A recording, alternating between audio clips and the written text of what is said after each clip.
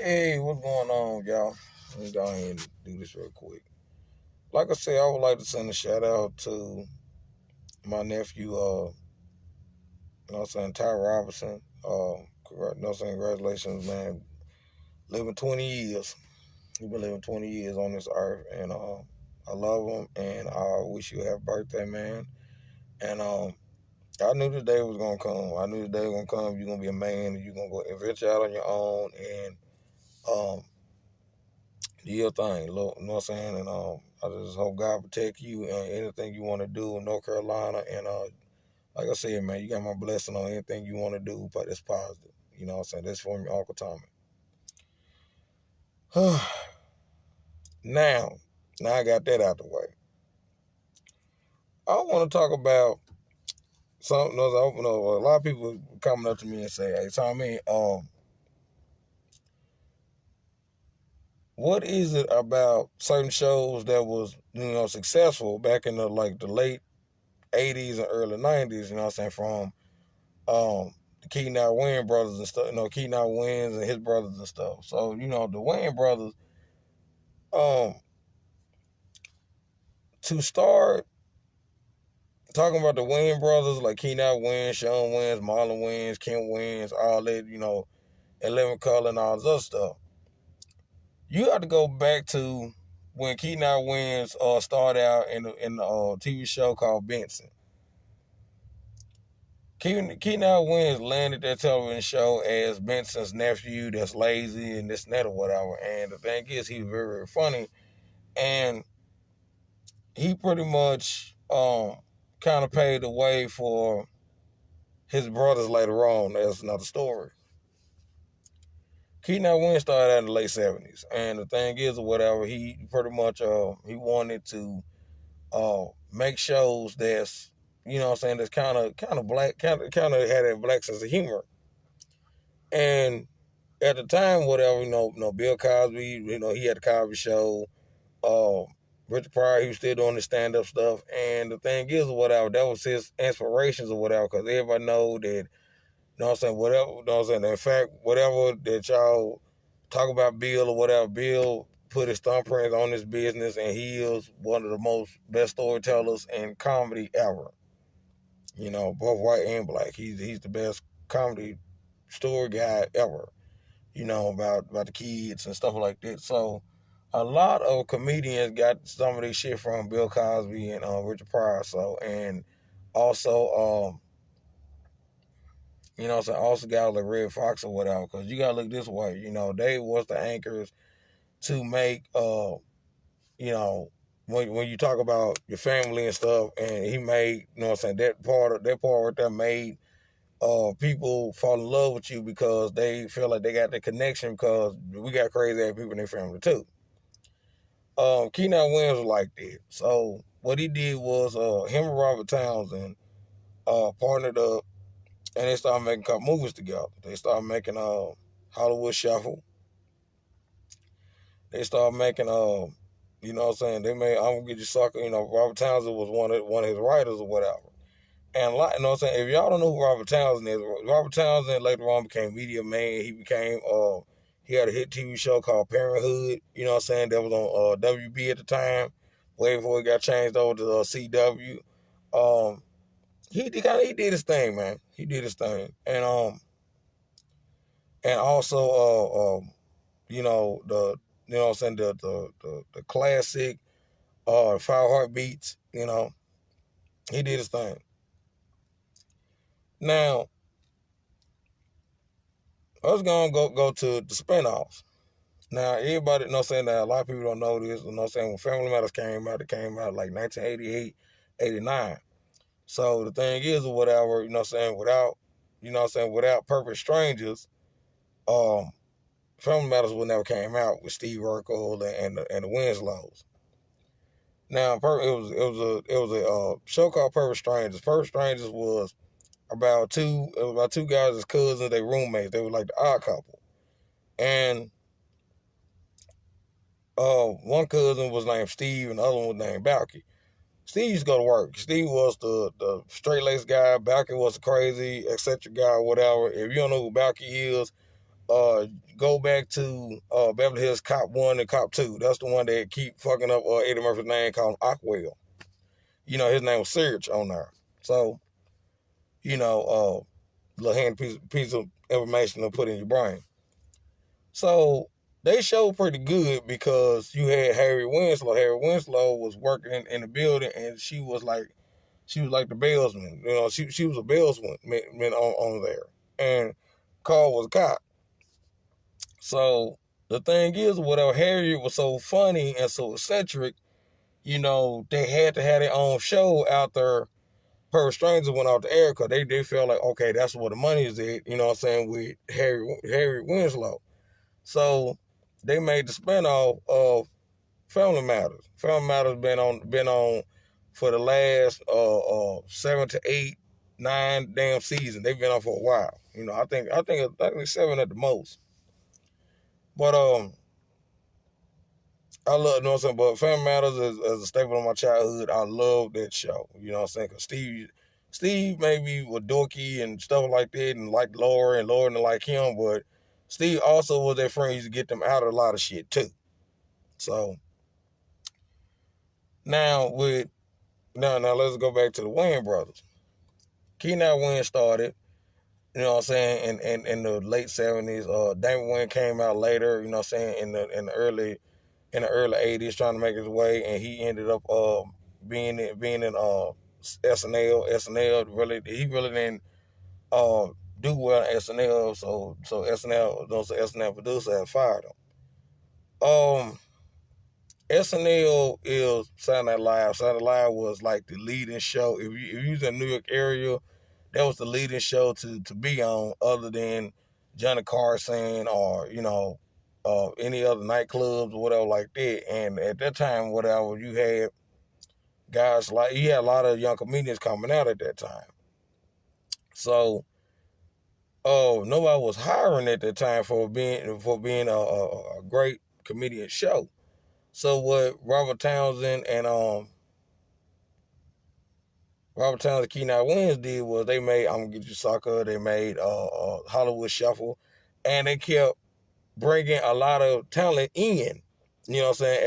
As they success went on, and then they made Partners in Crime. It was called Robert Townsend Partners in Crime. That was on HBO.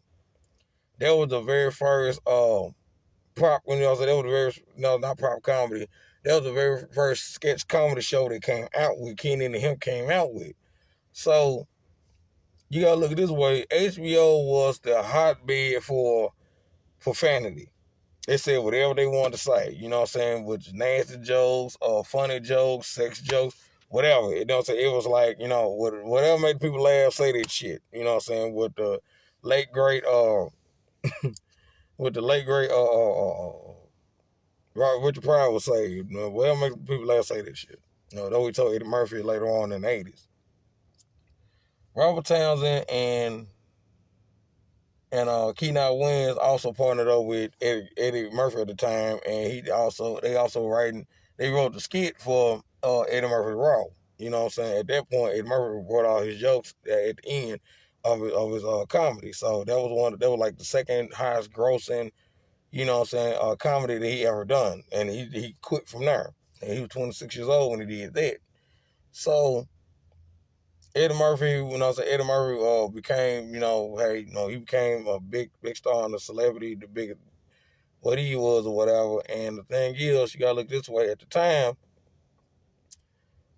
they were funny, you know what I'm saying? Robert Townsend and stuff like that, they were funny and whatever. So Partner of the Crime finally went out the air, and Keenan Wayans landed a TV deal with Fox called Living Color. Living Color has produced some of the most funniest people. Tommy Davidson, David Allen Greer, all the Wayans. I'm talking about Sean Marlin, Kim, Keenan, Damon, all of them. All the ones that was in show business at the time. So everybody got their start, including Jamie Foxx got his start on there. It was like Partners in Crime, but the difference was between Robert because think about some same people was on there, like Dan Wayans and Tommy Davidson and Keenan Wayans stuff. They was on there, but the difference between Partner in Crime was Robert Townsend was too busy hosting what they can do, what they can say that's funny. You know, it was a big stage or whatever like that. That was like their big TV show type stage. You know what I'm saying? It was almost like it was an auditorium or whatever that they, you know what I'm saying, that they had the jumbotron. They were showing like certain skits and then they fuck around and raise it up. Living Color had Jim Carrey. Jim Carrey was one of the most funniest white boys on there, and he made skits like Fire Marshal Bill and Hilger and all these motherfuckers. Boy, that boy had you.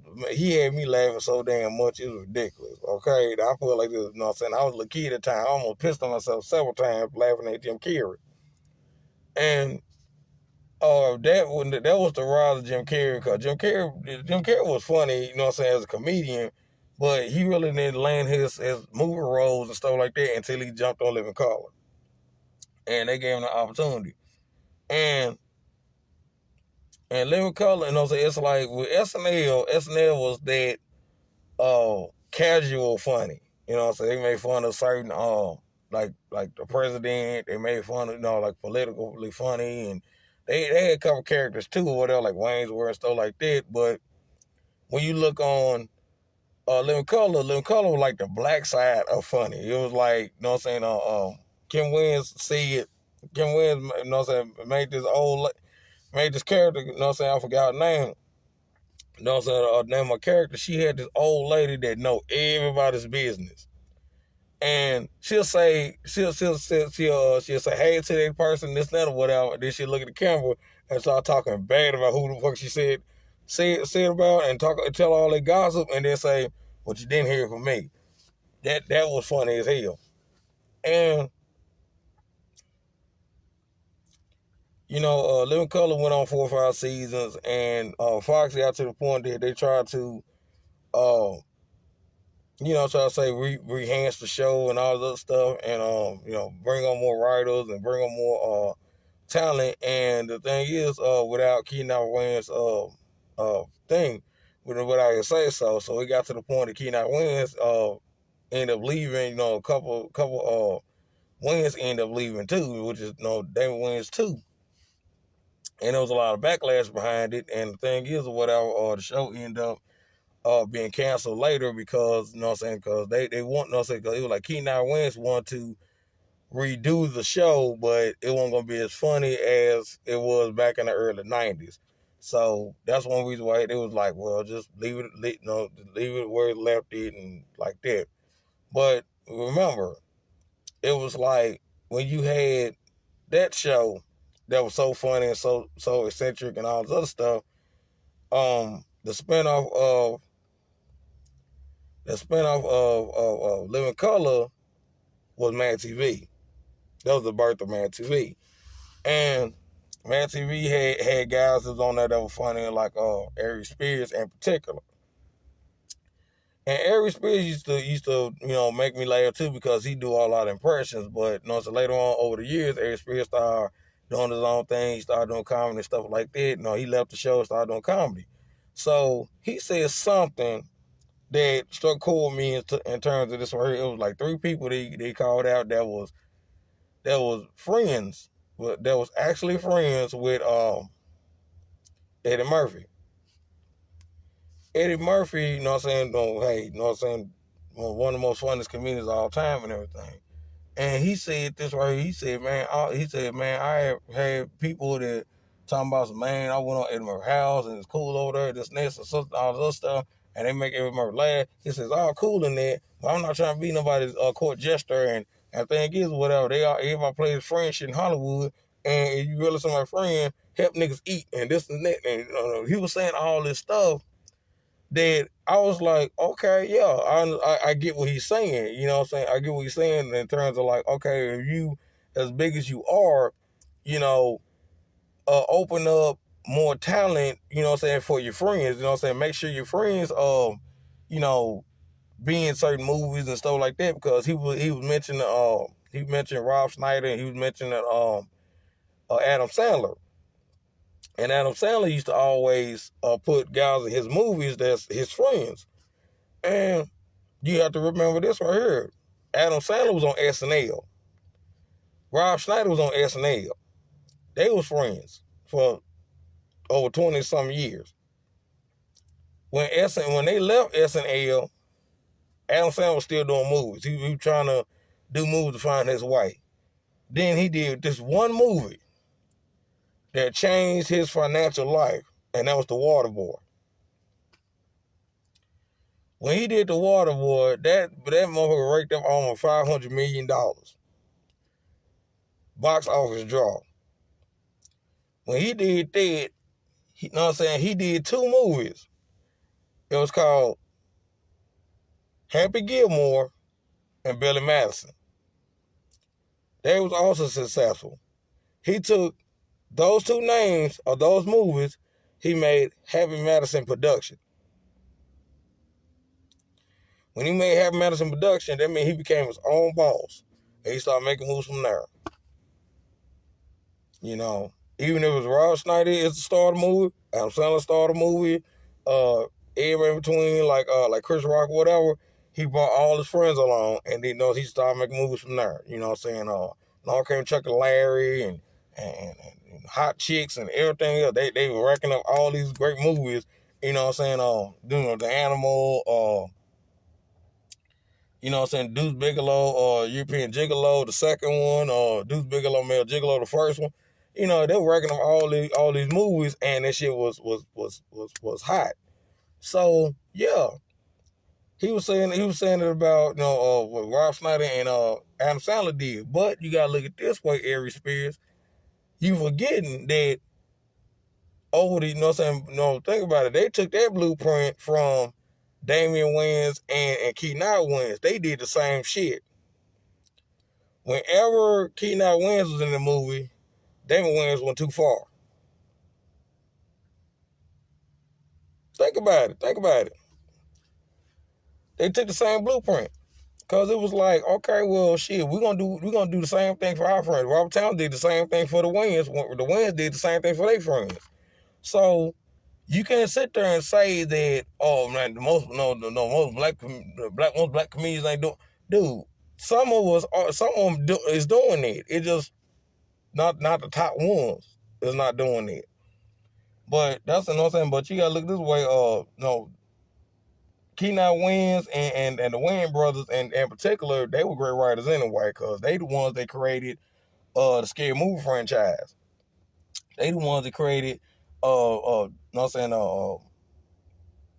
I Don't Be a Men's or Drink Juice in the Hood. They created that. So, and even in WB, you know what I'm saying, after the it was like after Partner in Crime was gone, and after Living Color was gone, they went straight to the you know what I'm saying, WB the channel. You know what I'm saying? How I know this, because you gotta look this way. Everybody that was in Partners in Crime, you know what I'm saying, and then Living Color became on the Wayans Brothers. You know what I'm saying, when it was Sean Marlon. Some of their friends on there, including the late great John Witherspoon, which was their daddy on there. You know what I'm saying? He was Pops on there. He was their daddy or whatever. And also, Robert Townsend made Parenthood. So some of his friends was on Parenthood. It was just the fact that it was more of a watered down Cosby Show type, type of show, because he's a parent now. He can't say all this stuff that he said in the past. When you become a parent, you grow up and you start to have morals and everything like that. So it got to the point that they had to tone it down, as far as their viewers, but it just like that those shows are still great. So you have to look at this way or whatever. That's one reason why I love guys like them that pretty much became successful and still never got about their friends when it came down to movies. Like I said, that's it for me. This Tommy Hill, getting off.